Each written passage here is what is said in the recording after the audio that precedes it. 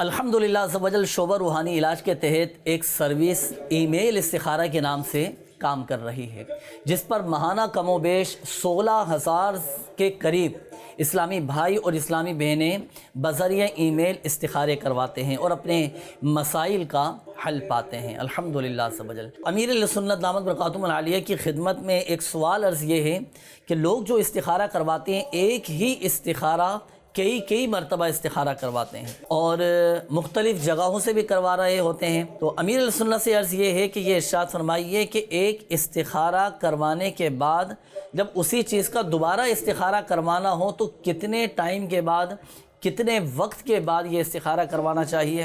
کیونکہ بعض اوقات لوگوں کو دیکھا گیا ہے کہ وہ 2-4 جگہوں سے استخارے کروا لیے اور بعض اوقات جوابات مختلف آ جاتے ہیں، اشارے مختلف مل جاتے ہیں، تو اب ایسی صورت میں استخارے کے کس جواب پر عمل کیا جائے؟ اور یہ بھی ارشاد فرما دیجیے گا کہ استخارہ کتنی مرتبہ کروانا چاہیے، ایک دفعہ کروائیں یا بار بار استخارے کروانے چاہیے؟ انڈرسٹوڈ ہے کہ استخارہ آپ نے ایک سے کروا لیا، اس نے رزلٹ بتایا، جو بھی بتایا، دوسرے سے کروایا، اس نے کچھ اور بتایا، آپ تو ہوئے کنفیوز۔ اب کیا کریں؟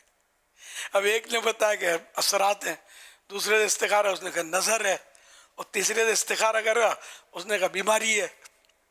اب آپ تو گئے نا کام سے کہ عمل کس پر کریں، تو اپنے اوپر کیوں مصیبت لیتے ہیں یار؟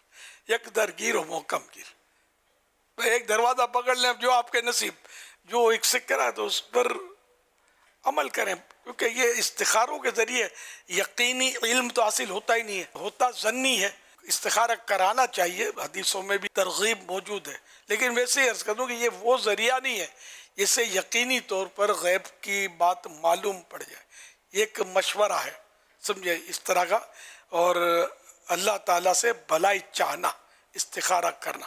اب یہ حدیثوں کے استخارے تو عام طور پہ عاملین کرتے نہیں ہیں، یہ اپنے اپنے حساب سے کئی طریقے رائج ہیں، وہ چل رہے ہوتے ہیں، تو اس لیے وہ ایک ہی طرح کریں، اور پھر یہ کہ کچھ عرصے کے بعد دوبارہ کروانا، یہ بھی مطلب سب وہ استخارے مفت ہوتے ہیں نا، اس لیے کرواتے ہیں۔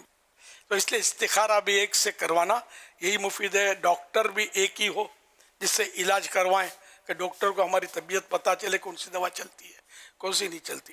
بابا جی بھی ایک ہی ہو کہ اس کو ہماری کیفیات پتہ ہوتی ہیں، کہ ہمارے کو کوئی تکلیف بھی ہوتی ہے یا ہم وہم کے مارے دوڑے پھرتے ہیں۔ کئی لوگ وہم ہی ہوتے ہیں، ان کو کچھ بھی نہیں ہوتا، ان کا علاج اپنے ہاتھ میں ہوتا ہے کہ اپنے ذہن سے اس خیال کو جھٹک دیں کہ مجھے فلاں چیز ہے، دیٹس آل۔ اسے علاج ہو گیا، تعویذ بھی ہو گیا، دم بھی ہو گیا، درود بھی ہو گیا، دھاگا ہو گیا، اس کا سب کام ہو گیا۔ صلو علی الحبیب صلی اللہ علیہ وسلم۔